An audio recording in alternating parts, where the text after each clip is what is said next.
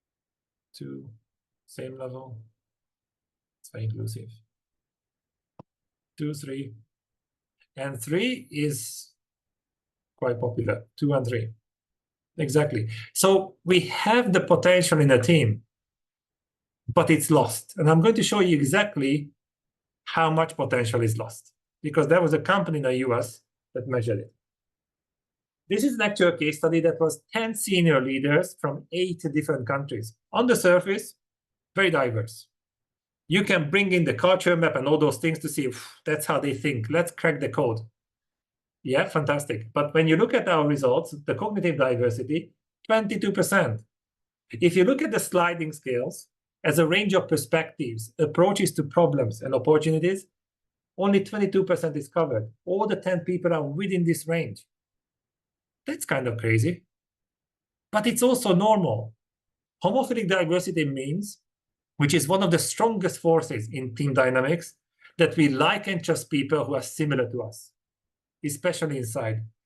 Why would you employ somebody who annoys you, who is different, who is unpredictable? You don't need that hassle.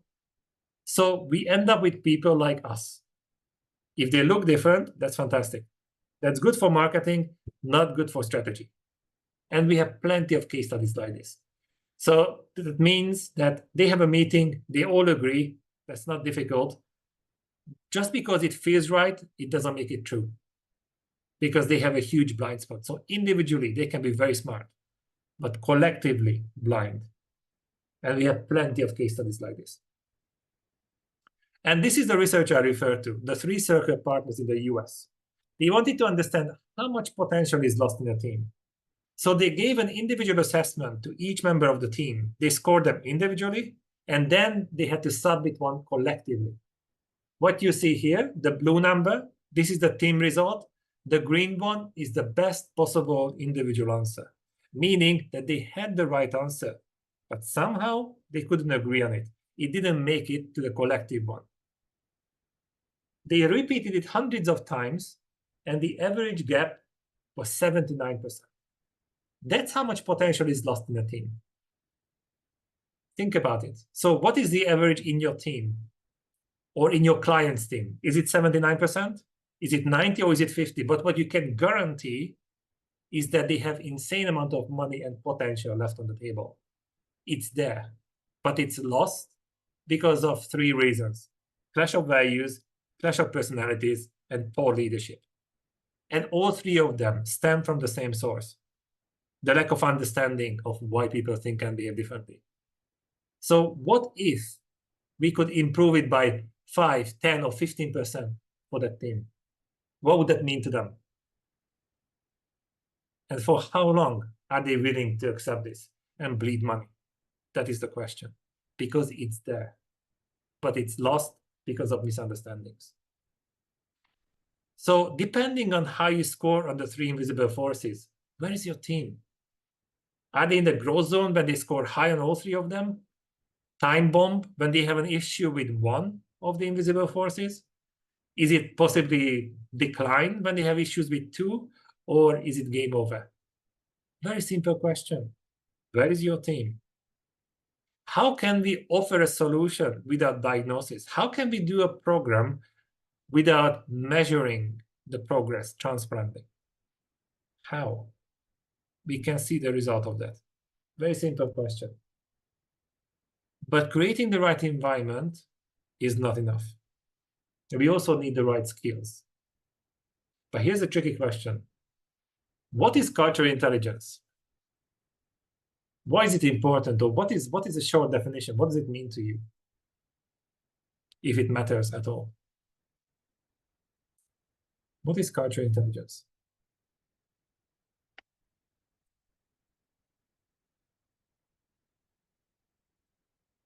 I'm going to answer the questions in the chat at the end, just in case. And if I don't, then please remind me.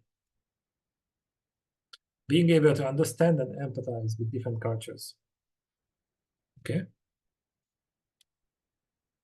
So let's make it more concrete. What is a culture? Organizational culture, yeah.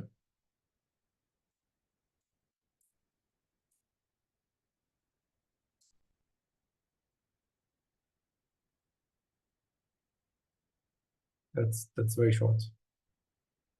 This is here. Something common to a group of people. Yeah, the way we do things here. Yeah.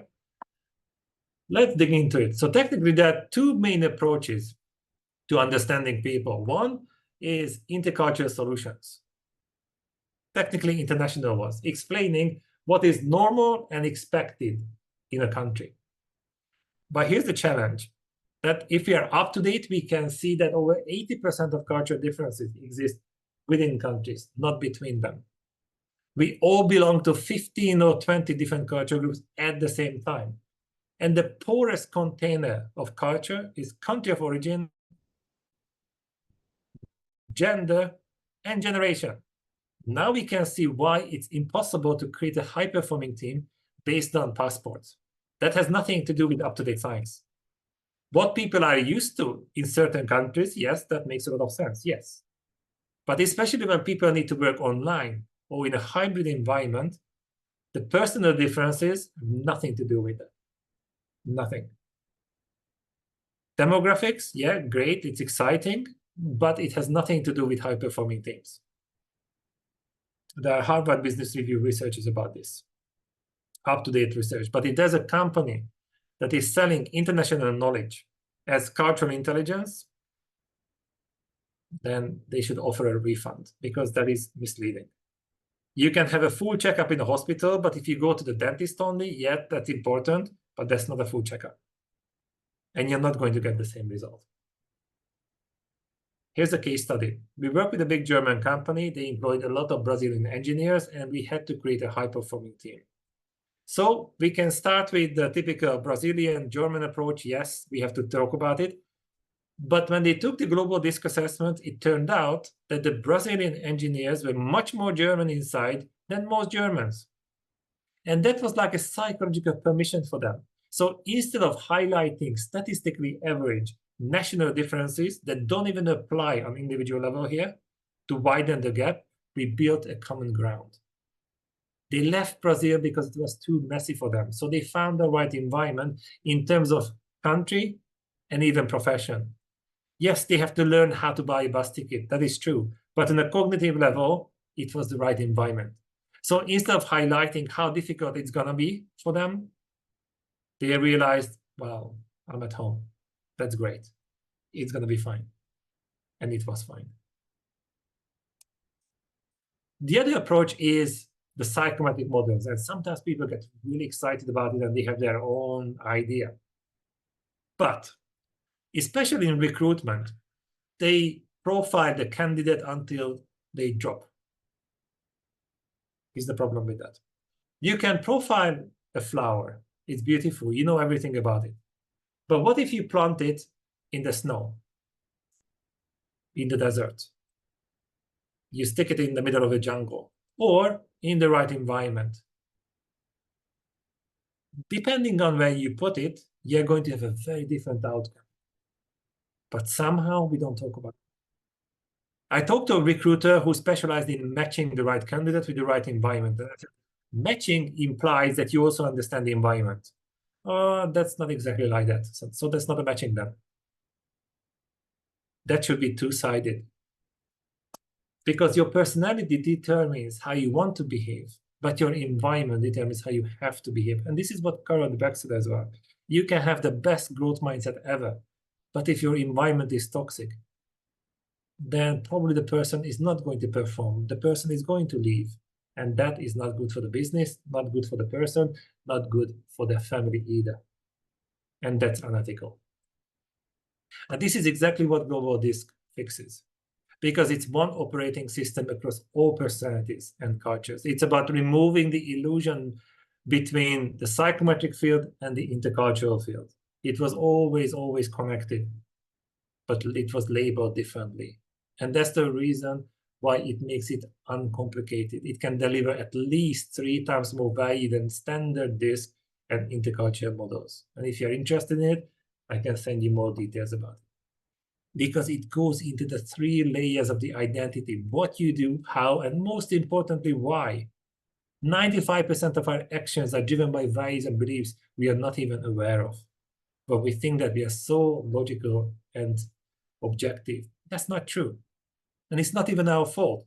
But once I understand that, I can also measure the mindset gap between what is natural to me and what is normal and expected around me. Then I can see, if you are brave enough, the mindset gap between you and your partner. You can do troubleshooting between two people at work. The bigger the mindset gap is, the bigger the potential is for synergy and also liability. We can also measure the gap between the leader and the team, and we realize how come they are trying so hard to motivate them, but somehow it backfires. When it comes to people, guessing is not an option. Measure what matters. So how could we unlock that potential? This is the question. And before we answer it, we need to talk about something sensitive. We need to talk about the different levels of expertise, starting with the fake experts. So they are the ones who virtue signal a lot. They hijack a topic that is popular because they know they can make money, but they add zero value to the company. And they don't even believe in it. That's a problem. Lots of people talk about psychological safety and inclusion. You ask them, how do you measure it? Okay, that's not an expert. Level 2, experts who present. They're the ones who believe in the topic, and they also have knowledge. They read a lot of books, probably have good presentation, maybe a 2-day workshop, but they don't have tools.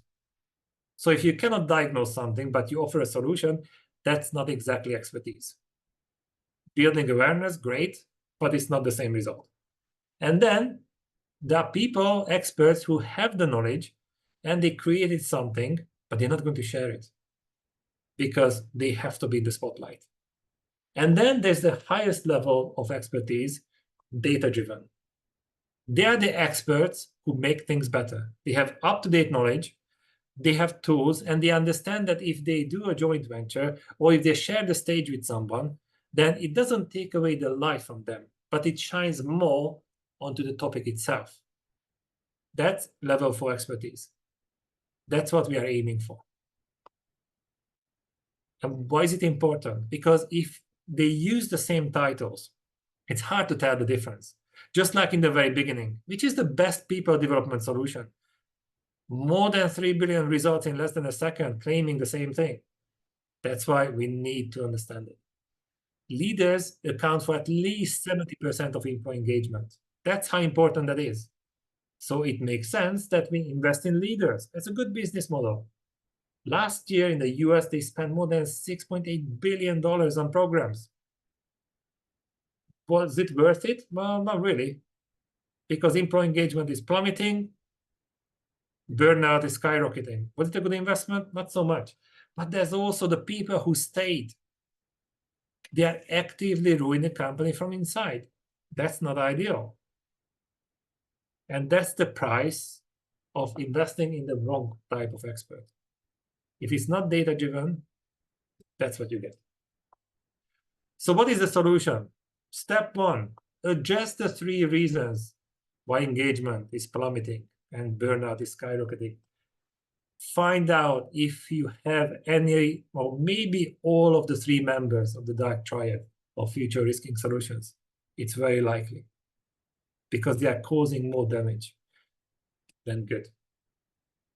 Step 2, create the right environment where growth is inevitable and develop the right skills to unlock the potential. The right environment is high on psychological safety, motivational drivers, and cognitive diversity. But you also need the right skills. And cultural intelligence is not about international knowledge. That's a tiny, tiny part of that. It's about decision intelligence. It's about fast teaming and impactful leadership.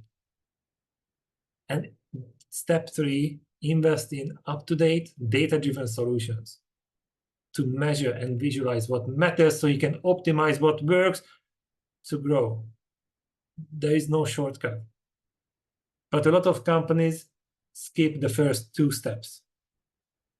But offering solution without diagnosis is the opposite of expert advice. And we can see the result of that. And this is exactly what we do.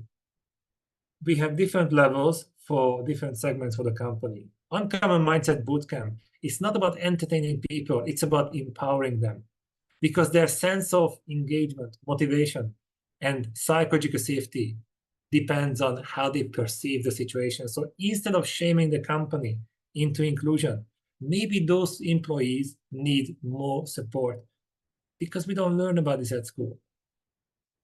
If the leaders who want to go beyond just talking about psychological safety and they want expertise, they can get a quick certification just to learn about the basics so they can do the right thing, because often they have the right intention, they have the passion, they just don't have the expertise. And the Impactful Leader program is the highest level, is data-driven. That's about understanding the cognitive and behavioral disruptors, about understanding team dynamics and ways to optimize them. And a high-performing team development program, 3 months, when they get everything. So this is with specific teams, and this is the kind of program that got 400 times better results, 400% better results than any other employee engagement in a Fortune 200 company that we work with, compared to any programs before that. It works if people are committed. And there are different ways of working together. Something small, like intelligence on tap. You need a workshop, let's do it, but make it data-driven. So we can address the root cause instead of treating the symptoms. If you take it more seriously, we can scale your expertise. We can work with your HR and R&D professionals. We can roll out a program. But if future is really important to you, then sustainable growth is an option, which means that we can hand over the keys. You have all the materials, the database, and you can roll out the program in your company without depending on external consultants. That is real sustainability. And the highest level is when you join our community of more than 200 partners in over 50 countries, ICF accredited program, where we go through all the details, we dig deep into the topics. You will have your community, monthly meetups, training and sales materials, online portal with all the assessments. And technically, your success is our business model. We don't do any annual fee, royalty. The more successful you are, the more assessment you use, the better it is for everyone. So it's our interest to help you as well. That's how we roll. So it's not just a cheap marketing slogan, it's the actual business model.